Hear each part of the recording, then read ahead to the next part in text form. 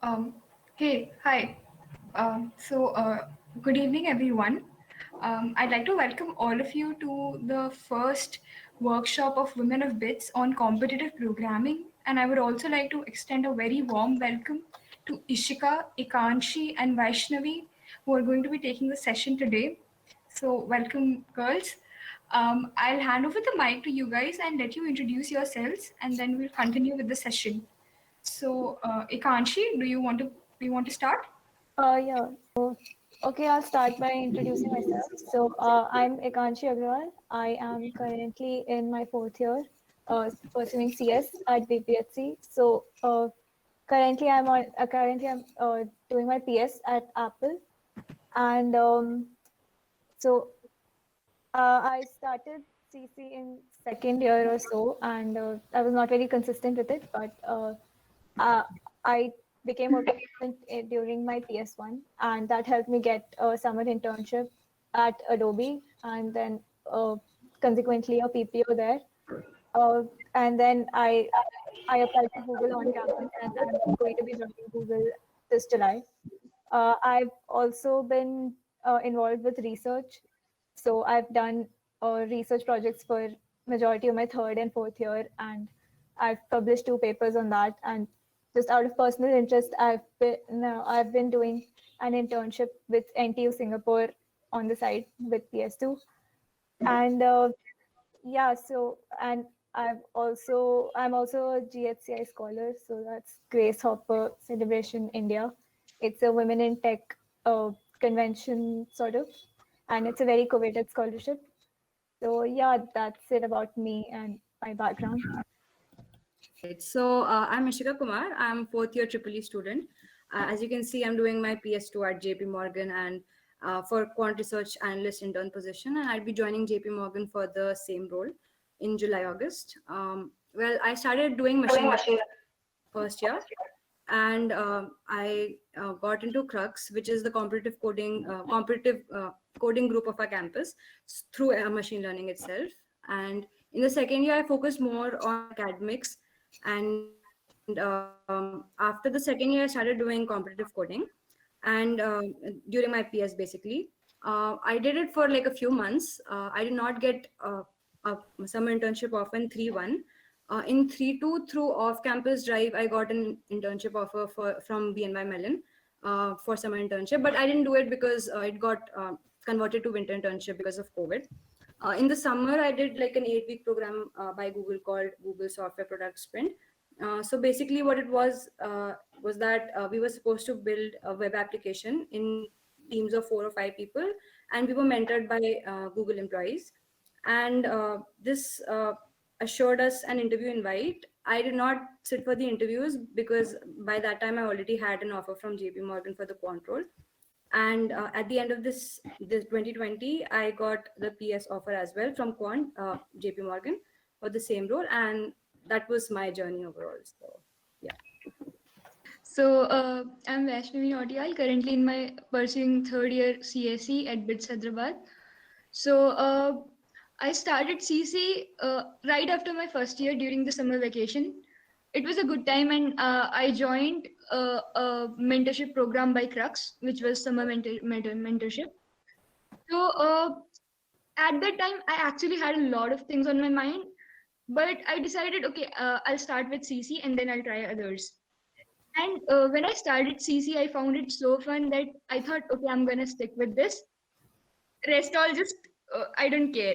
So I was very consistent with CC in my second year, and I became an expert on code forces in my 2-2, which was a very big achievement for me. And then after my 2-2, I also got into Crux during that time. I started preparing for my interviews after that. So the summer after my second year, I was in PS and I was also working for this internship. So at that time, I had a lot of mocks with Ekanshi and a few other seniors as well. That actually helps for internships. And after that, I had two offers for internship actually. The first one was from Arcesium on campus, and then actually had applied for Google as well. So there were 3 rounds to Google. First was the coding round, and the other 2 were interviews. So after getting shortlisted, and I had my interviews, and I kind of did well in them. So I was kind of expecting some good news from Google, and in a week I had my offer letter. So yeah, I had to withdraw from RCSM. So I didn't do much in my 3-1, but because it was really hectic. So right now I'm actually gonna start dev as well, while not giving up on CC, of course, because I really, really, really like it. So that's all about me, I guess. Yeah. Cool then. So we'll start with the the workshop, guys. Cool. So I'll hand over the mic to you, right? Right. So, firstly, I'd like to give an overview of the workshop for this, and give you a question to solve. Then Ikanshi will take you through a demonstration of code forces, how you can submit your problems, and how you can check whether it's a correct solution or not. Then Vaishnavi will talk about the roadmap to getting started with CC. Then we will bust some myths around competitive coding and try to demystify it. And then you can bombard us with questions. So, firstly, I would request you to open an IDE or text editor or an online IDE of your choice. Keep a code template ready. So, basically, include all the import statements as well as other important constants and stuff. Also, fetch a notepad and a pen. You can use any programming language of your choice for coding. Also, it is not a sorry. Okay, should I continue? All right, okay. I thought there was some disturbance. Okay, so it is not a mandatory exercise. We highly recommend to participate because this is the essence of the workshop. I will now give you 30 to 40 seconds. So please do the needful, open the text editor, get a pen and paper, and then we will proceed.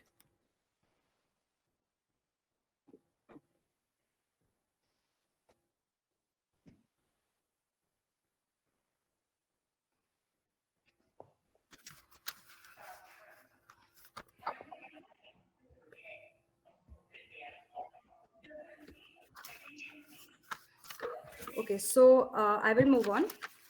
What is competitive coding? It is a sports programming. It is competitive in nature as you are ranked against the other people. So how does it proceed? You have a bunch of questions in a contest where you have to solve them in a limited amount of time. Typically for code forces, you have approximately 120 minutes or 2 hours to solve a few questions, normally 6 to 8 questions. The first question is the easiest and the last question is the hardest. The quicker you solve the questions and the quicker you solve and the more questions that you attempt, the better your ranking will be, and that solely decides your ratings as well. And of course, you can view your rankings live as you solve. One thing to keep in mind is that the questions have to be solved within a given space and time complexity based on the constraint values given in that particular question. Sometimes it could happen that after a contest, you realize that you had a better solution for that problem. Or sometimes it might happen that you were not able to solve a particular question in the contest. Then in that case, in both these cases, you should go back and try to solve the contest again. If you were not able to solve it, try to look at the tutorials or discuss it with your friends or seniors. This is a good practice in CP, and it is called upsolving. You can use any programming language as long as it's supported by Codeforces, CodeChef, AdCoder, and the most popular language is C++, followed by Java, Kotlin, Ruby, Python, not necessarily in the same order. So now we will try to do a question. But before that, I will tell you that you have to manually solve the question on paper with a given test case, which will be the easier test case. Then you can go to menti.com and you can cast your vote there. You will use the access code that we give you. Then you can proceed to coding your solution on the online text editor, IDE or text editor. And then again, you have to go to menti.com and cast your vote on a different access code.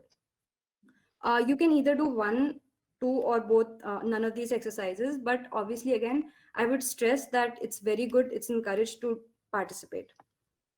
So before we move on, I would like to talk about this multiplication chart. It will be required in the question.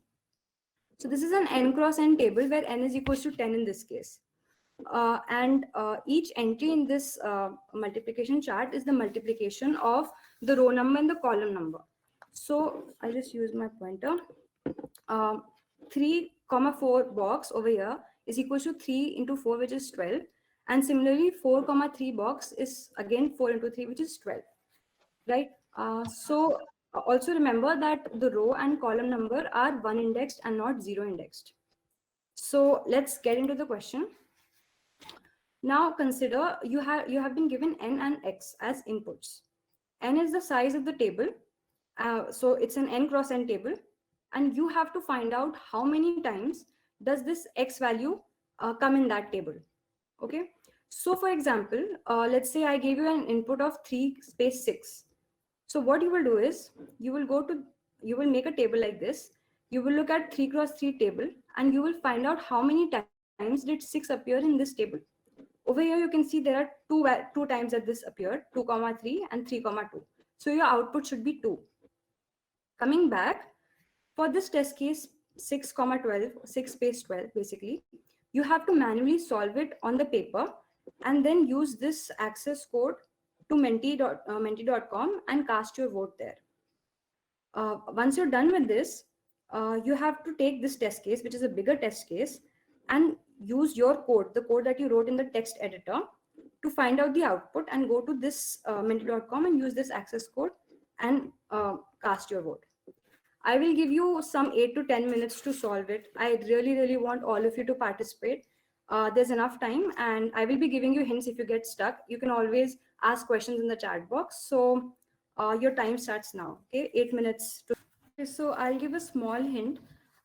If you're stuck, then try to use the n square approach.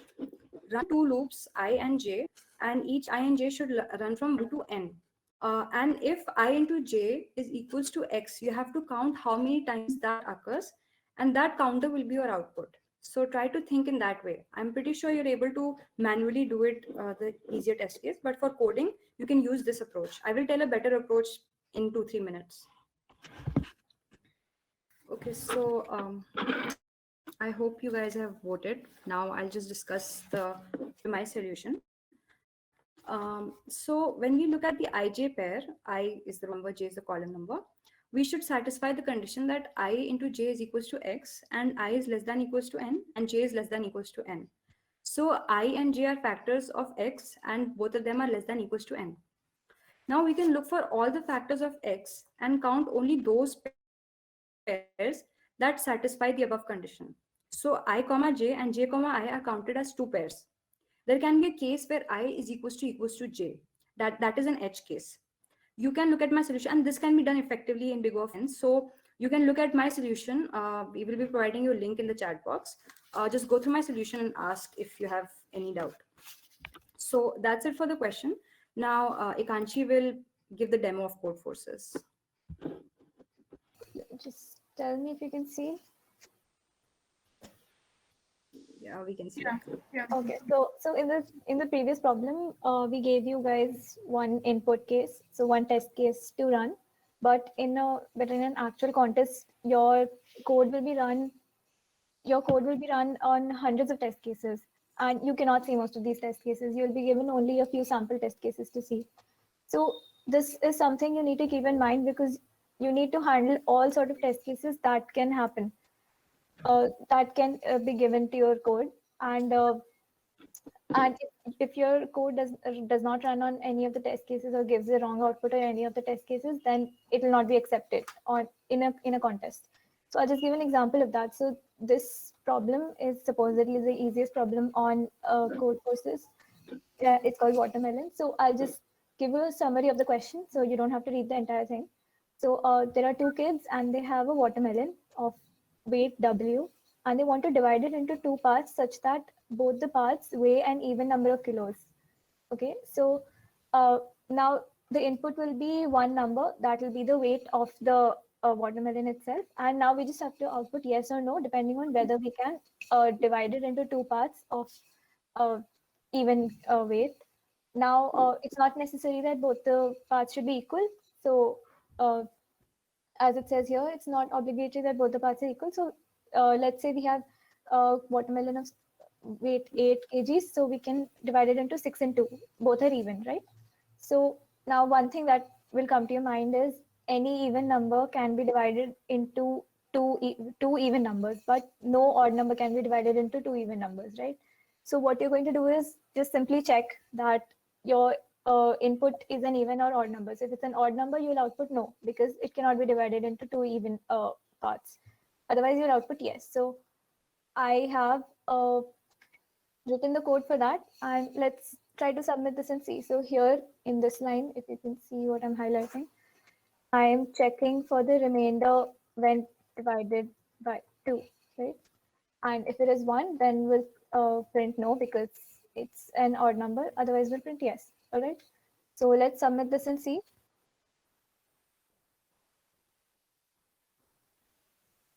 And it's in queue. Okay, so it showed wrong answer. All right, so we have not handled all test cases. So let's open this. And generally in a contest, you cannot see all the test cases, but since we are solving it on practice, we can see the test case where we went wrong. So this last test case, right? So the input is 2, but our output is yes, and the actual answer is no. That means we did not handle the case where 2 can be given, and we have considered all even numbers, that all even numbers can be divided into 2 even numbers, but 2 cannot. 2 can only be divided into 1 and 1, right? So we will change our code a little bit. Now, now what I'll do is, in this if statement, I will add another condition of if the weight is equal to 2. That is an exception case in the even numbers. So if the weight is equal to 2, then we can output no as well. And if it is an odd number, then also no. Otherwise, it's a yes. So let's submit this and see, look, it's accepted. So what I'm trying to show here is, if your code is running on a few this test cases, that does not mean it's correct. Okay, you might be leaving something out, and it's important to make sure that you're handling every test case. So apart from this, just the general environment of a competitive coding website, so you can find more problems like this in the problem set here, and it's highly encouraged that when you're starting out, you filter the problems according to their difficulty here. So it starts out from 800 and goes up to 3500, and it shows what rating or above you have to be able to solve this problem properly. And it's highly encouraged that you filter out problems like this and keep solving. And you can find previous contests to give. So you can find all your previous contests here and participate in them virtually. So it simulates what a real contest looks like, but it will not affect your rating. So it's just for practice. And yeah, so you can look at what ratings look like. So I can just give you an example. So we have this guy. So he's from BITS Hyderabad, and okay, so he's very highly rated. But as you can see, like he's very consistent, and you can see that the graph only goes up. So yeah, so ratings are decided according to your performance in contests and all. So yeah, is there anything else I should mention, Ishika or Vaishnavi? I think it's groups का बता दो और problem filter problems. Yeah, okay. Yeah. So yeah, you can be parts of groups. So we have this group called Girls Competitive Coding Group from BPHC. We hold a lot of we hold very beginner contests there quite somewhat regularly. And yeah, so in the problem set, I forgot to show you that you can filter problems according to difficulty or according to the kind of the concept that you want to solve. So yeah, so there are really good resources even on competitive coding websites. It's not just contests. So highly encourage that you go through all this. So yeah, let's move on. That's pretty much it for the demo. If you have any questions, I'll keep answering. So yeah. So I'll be talking about what constitutes CC, mainly about the topics that you should learn to build your logic and thinking skills so that you can do better in contest or interview prep, whatever it is. So, assuming you are currently at beginner level, the first thing you should study even before you start your problem would be time and space complexity analysis. So, what this basically is, sometimes, often when you use Code Forces or any other website, you will find a teeny tiny error called time limit exceeded, or very rarely you'll find something like memory limit exceeded as well. So, this is basically okay. Let me give an example. Um, Often our input size in coding problems is of order 10 to the power 5. So if we have an order of n algorithm, so our program works in order of n computations. So if n is about 10 to the power 5, so say it takes 10 in, it basically multiplies n by a constant factor and does that many computations, like 10n or 5n, 6n, something like that. So it's basically something of order at max 10 power 6, 10 power 7. It won't go beyond that. But when your program reaches something like order of n square, it immediately jumps to something as big as 10 power 10. At that point, it's not possible for compiler to handle that many computations in 1 second. So you get the time limit exceeded error. So at that point, you should understand that your logic might be correct, but it's not optimal. So you have to optimize your code. Uh, Generally, a compiler can handle like 10 power 8 or 10 power 7 computations per second. C++ handles most, so that's why programmers prefer C++ for competitive coding. After that, you should read about basic data structures like arrays, vectors, maps, sets, etc. So these are all a part of STL in C++. STL is standard template library, and it'll be one of the most convenient things you'll use while doing competitive coding. After that, these are very easy topics and algorithms. You can call them tricks as well. So their basic role is to optimize your code, like prefix sum, modular arithmetic, basic implementation, bit manipulation, binary exponentiation. You use these tricks on your existing logic to optimize your code to have a lesser time complexity. So after that, we move on to intermediate level. So here we have string manipulation, binary search, hashing, graph traversal. Okay, graphs is a very good thing to learn at this point. So we all pretty much know how a graph looks like, right? It has some vertices, some dots connected by some lines. That's pretty much a graph. But what's new is you have to represent those edges and those vertices using the data structures you already know. And then you have to apply your logics and algorithms on that graph to solve a question. So there are many algorithms that include graphs. Most common is traversal, finding diameter of a graph, or least common ancestor, or something like that. Then again, there are more tricks, more algorithms that can optimize your code, like two pointers, sliding window. Trees is basically a part of graphs, and yeah, you should read about graphs. You should read about the types of graphs. You should know, if you know the type of graphs and their properties very well, it'll help you in contest. Like if you know about a bipartite graph, then it'll help you in contest to use its properties somewhere. And then there are again tricks like matrix exponentiation. And so a lot of CC problems are like a ripoff of problems like knapsack or traveling salesman, etc. So if you know these problems and you know how to solve them, a lot of time you might find problems that can be like, if you twitch them a bit slightly, they are very similar to them. So you won't have to think that much, and you can directly implement them if you're well versed with many algorithms. That's the whole point of learning, because your things come easily to you, and logic building is easier, and if you have already done a problem, it'll be easier to do it again, right? That's why we practice. And yeah, if you're still consistent, then you're already good enough.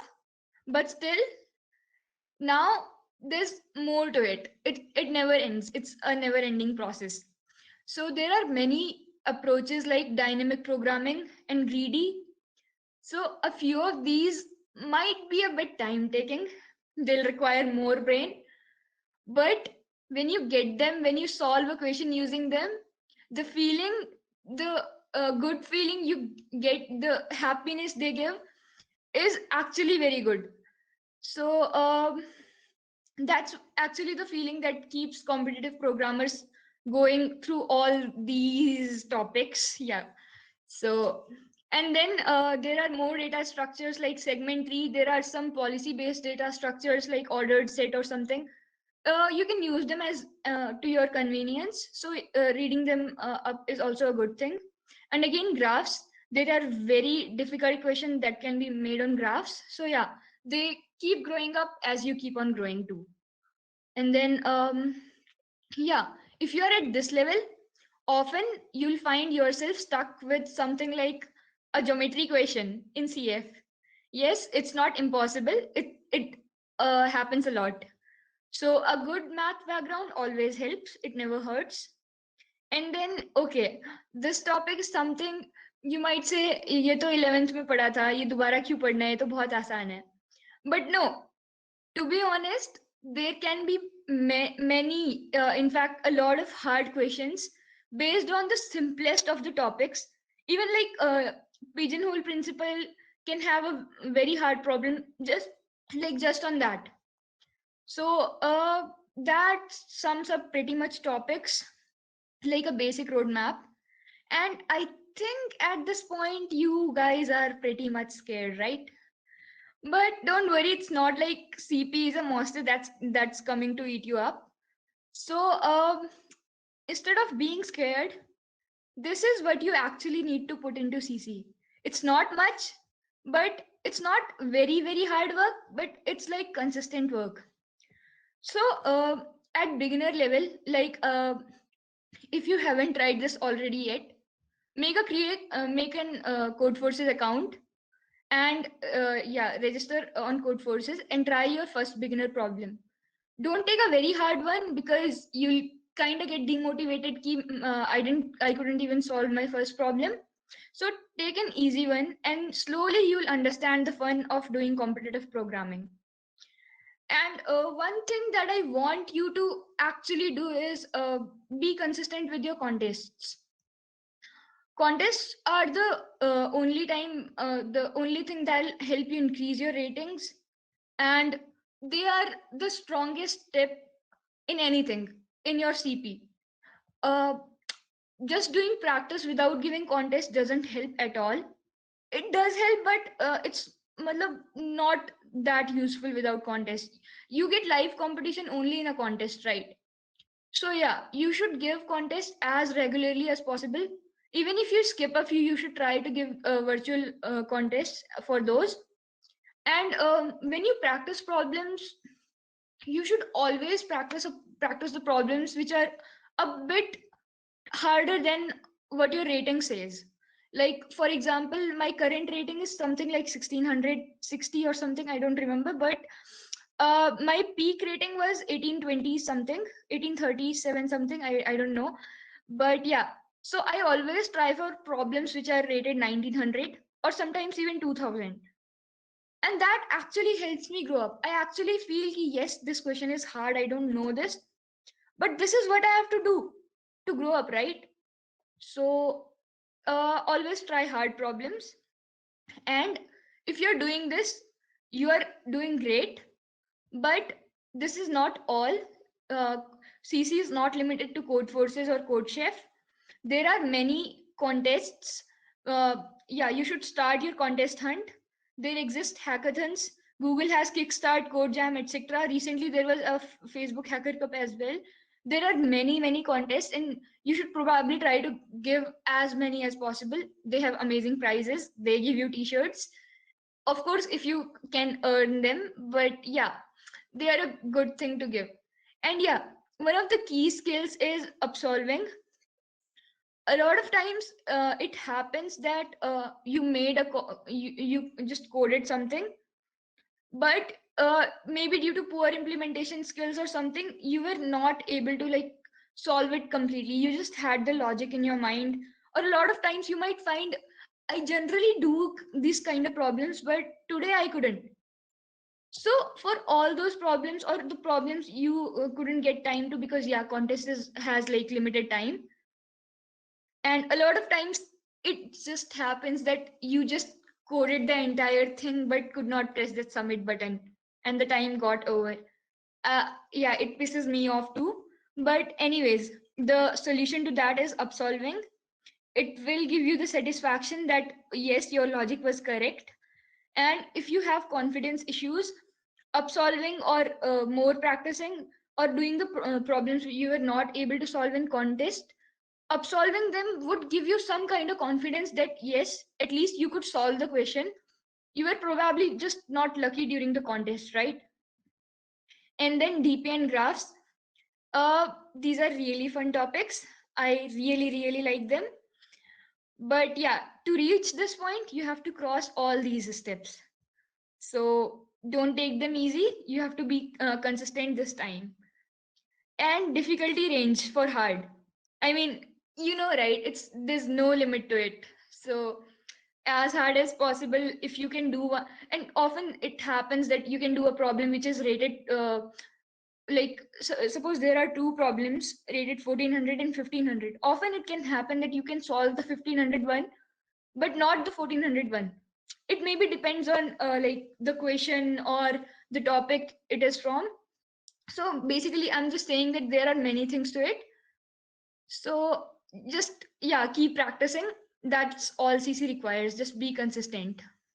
Don't get scared of all those hard topics. Just read them like dheere dheere. Anyways, I think it's time to show you your results.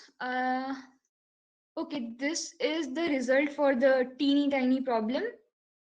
And yes, 4 is the correct answer. A lot of you actually gave the right answer. I'm actually proud that you actually submitted. Thanks for going through all this pain to submit the problems. And let's move on to the little bit bigger problem. Here we are. Uh, Damn, I didn't expect these many good submissions.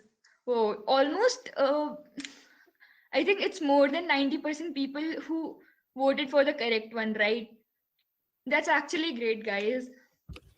So that's about the results. So now we will discuss how do I practice. Essentially, for interviews and CC, there are different methods of practicing. For interviews, you might look at LeetCode, InterviewBit, have mock interviews with your friends, or you can also go to InterviewBit where you can mock interview with other people online. Geeks for Geeks is especially good for looking at last minute notes of various courses such as OOPS, OS, computer networks, and so on. Hacker tutorials, again, hacker tutorials are actually very good, especially for beginners, because everything is given very explicitly and easy in an easy to understand way. For CC, go for CodeChef, Codeforces, AdCoder, CP algorithms. As Ikanchi had already mentioned, Codeforces has a lot of problems. So you can sort these problems by difficulty or topic and attempt them one by one. CP algorithms already has topic-wise distribution. Each topic has a discussion, and there are links to different competitive coding sites having questions on those topics. So now we'll move on to addressing some myths around competitive coding and try to clear it out. So the first thing is that interview preparation is competitive coding. The answer is no. There is definitely a lot of overlap, right? When you're preparing for interview, you study data structures and algorithms, you study logic, you study fast solving, and which is also a part of competitive coding. But it lacks the essence of live competition, ranking, and rating. Interviews involve a lot of human interaction and verbal interaction, and you are required to give a basic solution and improve upon it. Sometimes even the basic solution is accepted, unlike in CC where you have to give the most optimal solution, right? And not all companies hire solely on DSA and software engineering. DSA basically. So software engineering interviews involve a lot of DSA and knowledge of OOPS and OS. But let's say for quant roles, you require a strong grip on probability and good math background, but not the sort of math background that's in the picture, that's behind Ericto in the picture. By the way, Ericto is one of the top coders in the competitive coding world. So the essence is that you should know the role, you should know the company you're sitting for, and you should prepare accordingly. Also, to sum up this particular myth, preparing for interviews does not mean that you are a competitive coder. Inversely, competitive coding isn't the only thing that will help you with interview preparation, but it definitely helps a lot. So, Ekanshi will continue.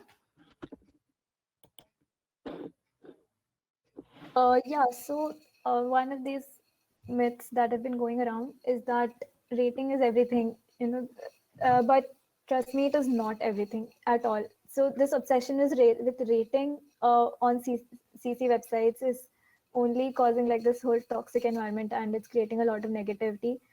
But it's easier said than done, but don't take rating falls too hard, and don't take them too seriously. It's just a part of your growth in CC. So by cheating or by memorizing, you might be able to uh, you know delay the growth, but this rise and fall in rating, you might be able to delay it, but you still have to go through it sometime if you want to actually grow in CC.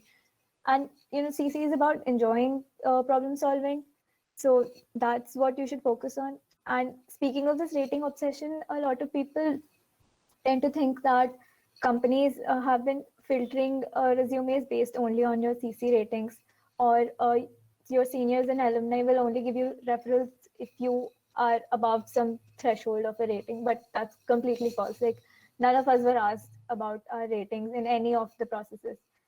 Okay, so that's so rating is just an achievement on your resume. Okay, rating is not it's not a metric for for resume filtering or resume shortlisting. It's just a shiny achievement, and it will go into your achievement section. But your projects are what matters, and because it shows your area of expertise and what work you've done and how innovative it was, what the quality of the work was. So that's what you talk about in your interviews, apart from just the DSA stuff. So that has a higher weightage compared to your rating. So let's say if you have just your rating on your resume, you've been doing CC all your life, but you haven't contributed to any, even say course projects, that require building software. Let's say you did not contribute to it, so you cannot include it on your resume. So you have an empty project section, or you have like one project. That's not good. So you've just been doing CC and you don't know how to build basic software. So that's bad, right?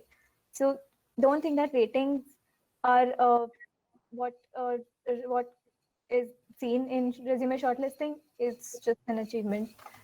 So speaking of ratings, change the slide. There you go. Yeah, so speaking of ratings, this whole prevalent myth around ratings has caused a lot of cheating lately. So this obsession basically, and added to the myth that ratings are the criteria behind your resume shortlisting. So for example, lately in CodeChef long contests, people have gone to the extent of making Telegram or WhatsApp groups to circulate their solutions mid-contest.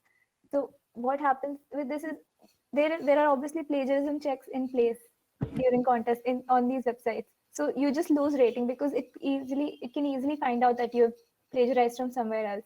No, like you might try to change it, you might try to just change a few variable names or something, but it's still going to catch you. So so you'll just lose ratings if you're plagiarized. And so it's okay to indulge in healthy discussions about your preparation for, let's say, for your placements or anything, or discussion about the problems after your contest. It's actually encouraged that you discuss your problems after the contest with your friends or anyone you can find who has the knowledge. So you get to learn more, but don't do it during the contest. And it's better to do bad and then learn from the mistake that you made, instead of just cheating and memorizing and pasting, because you're really not learning anything. It's not going to help you. So if your emphasis is on learning, then obviously you will not do things like this. So if I can sort of give it represent it in a roadmap, it would become like, so you cheat in an online coding contest, and if you're caught, you're blacklisted, and it shows really poor. It shows the placement unit and our campus in a really poor light as well. Okay, and then let's say you somehow got to the interview round, right? So you will end up embarrassing yourself in the interview in front of the interviewer face to face, and you obviously don't want to do that. The interviews are harder generally. In terms of atmosphere, doesn't matter. Like I can't talk about whether the problems are harder or not, but the atmosphere makes it more difficult than the online test, because nobody is looking at you while you're solving that time. So you are more likely to mess up your interviews, and you'll end up wasting someone else's seat, because someone more qualified than you might be eligible for that seat, but you got there with malpractice. And uh, that so what you're doing here is you will have to face that qualified candidate again in the next company, and you're just delaying your competition. But if you get done with the competition, then you have better chances later on, right? So this is kind of the cause for a lot of zero selects or less number of selects in a lot of companies, because the companies realize that an interviewee is not up to the mark, and they don't get selected. Very few people get selected, and qualified candidates have been left behind because other people came there with through malpractice. So yeah, that's pretty much it. Yeah, you can ask us anything. So Ishika can turn on the Q&A. Yes. Meanwhile, you guys sent in a lot of questions, so we'll try to answer that. So one really good question that we got was, you have bagged wonderful achievements, and I'm sure it took a lot of hard work. And have you encountered imposter syndrome at any point? Yes, every software engineer goes through that. Like, we think that we're just copy pasting code from Stack Overflow or something. We don't actually know anything.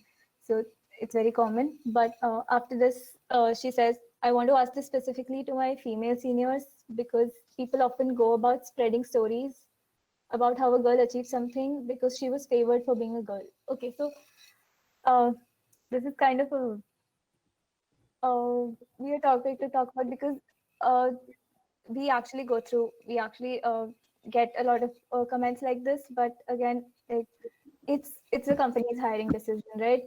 So you you cannot say anything. Like, I think Ishika and Vaishnavi can back me up on this. It's the company's hiring decision, and why a company wants diversity is because they build products that cater to a lot of people. Now, if they have like a team that has one demographic in majority, their product will not be suitable for a lot of people. So companies also want to hire based on, everyone lives different kind of realities, right? So Also, one more thing, you'll not face the syndrome if you know how much hard work you have given to it. Your colleagues, the friends you are close to, they also know. Your family knows that you have worked hard and you deserve this. Then if a random third person says that you got a seat just because you're a girl, it doesn't matter, right? You know you put in hard work, so I don't think you should be affected by this. And another myth that goes around with this is that girls might have like a simpler interview process, but that's not true at all. Like, I had 8 rounds for Google, and one of my friend was like, a male friend was having his rounds parallelly with me, and we both were getting questions of the same level throughout. Okay, there was literally no there was no indication that I was getting easier questions or something like that. uh, okay, someone is asking for the how to practice slide. Ishika? Yeah, okay, just I'll do that. Okay, should I attach a We screenshot? should just share the slides. I think it's much more easier. I'll I'll just share. share it now. Okay. Yeah. Okay, here's the link to slides. I think you can view these. Yeah. Okay. So should we move on to the next question? Is there anything Yeah, you yeah, guys yeah. want Let's move on. Let's move on. We are running out of I time. can go on speaking about this. Everyone has experienced this sort of thing. Yeah, Also, you guys true. have experienced. Okay, so one person asked, I'm a beginner and I get stuck a lot during practice at seemingly simple problems and lose all confidence. What can I do to solve this? I think I've told this that up solving the problems you can't solve in contest. If you do them out of that, out of contest, and you can solve them there, it'll probably help you with your confidence. And even if you can't do that, it's not like all of us are perfect. Often we look for solution in tutorials as well. So I think that doing that would help you. So yeah, let's move on to next. How to balance competitive programming and software development with respect to recruitments or internships. So, see, so if you are like, if you really like to, compete, then what I can tell you is, if you are in CS, then just doing the course project and doing them well and contributing to them well will add to your resume. So I personally did not do any software engineering, software development projects apart from my course projects. So those are the only projects I have on my resume. So if you're in CS, that helps. If you're in any circuit branch, you will probably have some software development projects. Ishika can. So OOPS is a Dell, right? If you take OOPS, then by default you get to do a project that you can add in your resume, as Ikanshi said. Apart from that, you can also try to ask professors to give you a project, or try to stay under them for like 1 semester or 2 semesters. That will help you get good projects. You can approach CS professors as well. Most of them are open for circuit branches as well, unless and until you stop, Uh, you don't work at all. So Ishika, there's a question for you. How difficult it is for peeps with core branches to get into IT sector? I think you should yeah. answer this. Yeah. So basically, the thing is that it does get difficult to balance sometimes, but make sure that, for example, in first and second year, the pressure is not so high on learning all these things, and especially preparing for interviews, right? So at that point of time, focus solely on your academics. But later on, try to take up courses that have like significance both in circuit branches as well as those will help you in interviews, right? So like you can take OOPS, you can take OS, and apart from that, you will have to take out time no matter what. Try to sacrifice on like the things that are time wasting, and try to like focus on giving contests and stuff. Giving contests regularly, upsolving and doing whatever we told you is more than enough. Like you don't have to put a lot of effort, and it's manageable. It's not too difficult. For more details, you can obviously PM me. I can guide you a little bit. So that's the sum of it. It is manageable, and try to do more projects. That's the crux of it. Like try to do as many projects under IT as possible. But even if you don't, there's still a lot of hope. Just try to give contest as much as you can. Okay, so in the same question, there's a question, while preparing for interview, what else is expected apart from DSA open projects? So there's OS, operating systems, but it's usually asked only for full time. But And even there's like, even when DBMS also. There's yeah, DBMS. I was actually grilled a lot on DBMS for my RCCM interviews. And more than that, they kind of, if you have an HR round as well, they look for teamwork abilities, or how friendly you are, or how good you are with communication, how good you are at explaining yourself, explaining your codes, how well is your coding style. All these small things also matter for interview. so there's also system design and all, but it's not That's like, for yeah. placements. So you'll have to do your homework on the company as well. So for example, if it's some company like Cisco, they work with networks. So they will ask you questions on computer networks and such. But no other company will ask you questions on networks and all. So things like that. Okay. I think we have pretty much covered everything. Is there Yeah, anything left? If you yeah. want, There's you can one more question. unmute yourself and ask if there's anything we left out. There's some more questions. So yeah, how to decide between CP and projects trade-off, would my resume be empty? So I talked about this. You need to do projects, like we cannot do anything else about Okay, it. slides wale pe there are some questions. Let's read them up. Okay, yeah. Okay, Okay. CG. How much role does CG play? CG plays a very great role, at least for sitting in placements, because a lot of companies this time had their cutoffs around 8 CGPA. So you should have enough CGPA that you can at least sit for for the companies for on campus. For off campus also, CG plays a vital role for at least companies like Google, Apple, something like that, right? Uh, Even JP Morgan has some CGPA cutoff, I guess. Yeah, I so think CGPA cutoffs are usually, so most companies have them around 7. yeah. But a lot, so 7 plus you are quite safe. But some companies do have 8 plus, like Adobe has 8 plus, Microsoft has 8 plus. I think Nutanix has 8.5 plus. So there are companies like that. So the higher it is, the better it is. But once you cross the threshold, everyone's equal. So yeah. So one Okay, question in the sheet was how to crack Apple. So uh, first thing is don't don't think of companies as cracking. I took this question just to explain that you shouldn't think of companies as cracking companies. It's not an exam. You have to work there.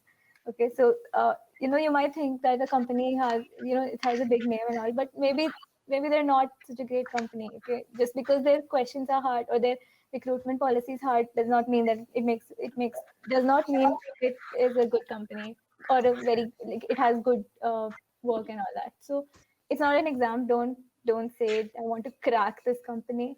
Okay, and about Apple, it was PS2. They come 2 months before the actual PS list comes out, and they hold 2 rounds of interviews. Unlike other companies that come into PS, they don't hold interviews. Yeah. okay, there are more questions. Resources for DSA, I mean, online courses are good enough. YouTube videos are good enough, and better if you can yeah, if you don't have CS, then it's better to follow a course. Okay, next question is CPP a must? I use Python and I'm quite familiar with it. You probably won't face any difficulty in competitive coding with Python, and it's actually good because I think a lot of dev stuff also has Python, so it's fine. Okay. Could you talk about your Google hiring process? So, Vaishnavi mentioned hers initially. I think she had 2 rounds of interviews, and she had One coding coding round. Yeah. one coding round, 2 rounds of interviews, and a hiring committee review. So for full time, it's a lot more. So for full time, we had one coding round.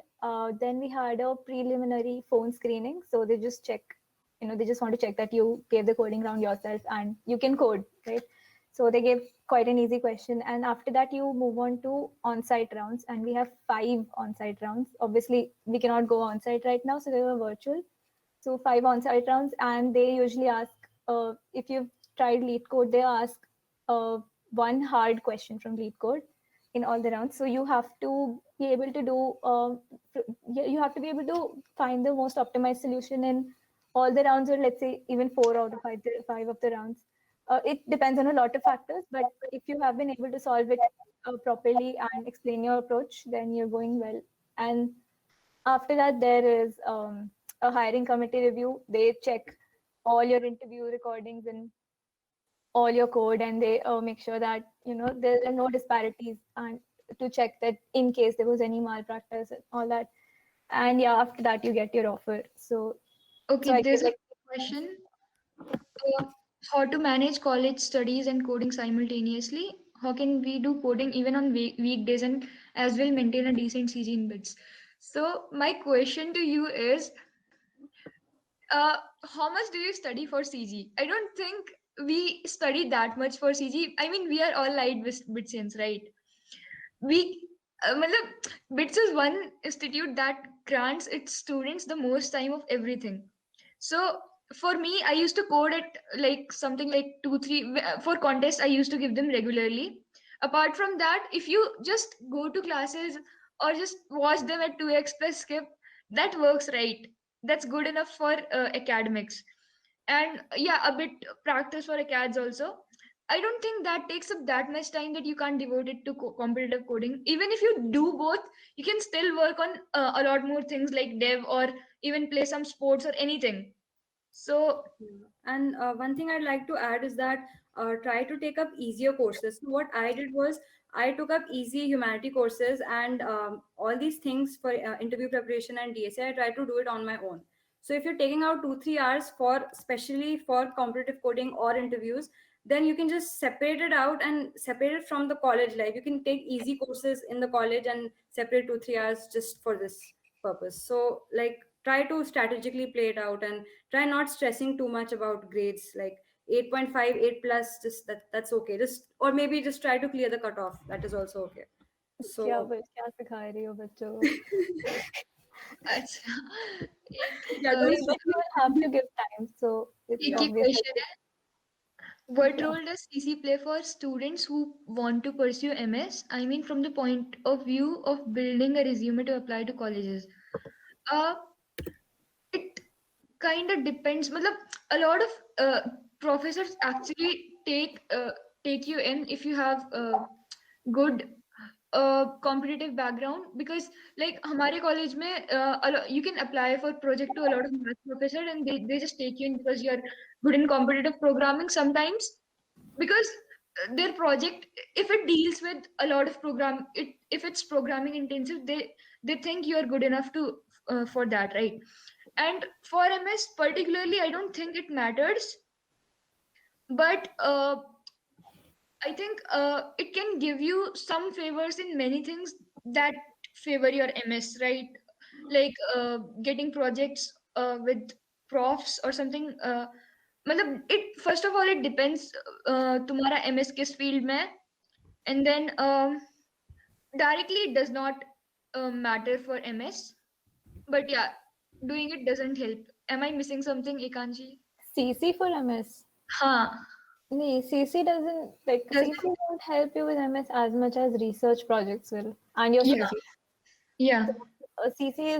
CC will help you mostly with data structures and algorithms, and that goes into this thing, interviews and all. But yeah, if your MS itself is in algorithms or complexity, or that area, or so yeah. So someone's asking, wait, someone is asking कि दीदी पिलाने में हालत पिलाने में खराब हालत खराब है सीधी का. okay, तो क्या खराब है? see, the thing is, it depends on your future aims. So if you are very MS oriented and it's required to have a very good CG, then I would suggest ki focus more on your academics. But like if you think कि आगे चल के job करना है and it's not like such a big deal, then try to like divide the time and focus more on this. Like there are 24 hours in a day and you can totally do it. It's not such a big deal. Just try to manage your time well. Spend less time goofing around with friends. Maybe that Like might gaming and bingeing थोड़ा कम कर दो. कम कर दो. हाँ, मिल जाएगा. मिल जाएगा time. There's something about project. How do you go about them? I mean, take up anything that you find interesting, and if you find a prof who's doing some project, you can ask him for a formal or informal project that has more weightage than and credibility than anything else. And yeah, you can have own projects as well, but matlab, take anything that you think is good. I mean, it's a personal choice. The things I feel good and I feel intriguing may not be that interesting to you, right? So Okay, that's there's one question about PS1. Should I go for PS1 off-campus intern, or so PS1 or off-campus intern? So look, remember that if you don't go for PS1, you will not be able to go for PS2. You'll have to do a thesis. So so make sure that you have made up your mind that I will be able to either get some off-campus internship and uh, convince a prof to let me do it as thesis, like a corporate thesis, because I heard in Pilani it's very difficult to get. Hyderabad has like 2-3 profs in CS department who let you go for it, but generally they don't allow you to go if there's no research aspect. So if you think that your off-campus internship in second year is worth leaving this PS2, then do it. But Yeah. otherwise, PS2 is honestly such a good system that that BITS has. We shit on it a lot, but trust me that it helps a lot because it gives you a direct. It helps you put your foot through the door. So if you mess up your placements, you still have another chance. you can still get your PPO from there. So yeah, I think we should. Yeah. End up now, I think it's getting really late. Okay, Yeah. LinkedIn. Uh, so I think you can ask more questions by connecting on LinkedIn or On sending Facebook, if you Facebook. want. Yeah. So So I think we should put uh, our LinkedIn IDs yeah, here. I'll put mine. could you provide some insight on how to get through into NUS? Okay, so I'm not in NUS, I'm in NTU, which is also like it's just as good as NUS. But I went through this program called India Connect at NTU, and they have a set of internships. So around 5 months in both the semesters, and 2 month internships for the summers. You can check it out. I'll just write it down. India Connect at NTU. You can write it down. But yeah. Anyway, here's my LinkedIn ID. Yeah, I'll also drop mine, I guess.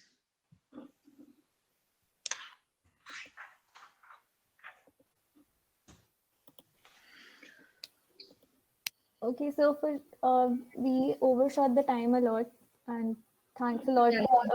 Women of Bits, for calling us, Having us. inviting Yeah. us. Yeah. It Okay, was yeah. actually fun. Yeah. So thank you so much, Ekanshi, Ishika, and Vaishnavi, for taking out your time and for preparing this wonderful presentation. And I was really happy to see how many people like got your questions right. So that's amazing. We wish all of you the best of luck for your future. Also, a note, guys. So a lot of you had questions about MS and other research internships. So we also have a lot of other videos on our YouTube page and our Insta page. You can check it out if you want to. Thank you so much for joining us. Do tell us what you liked about this session, and we would love your feedback on what more we could come up with for the workshops.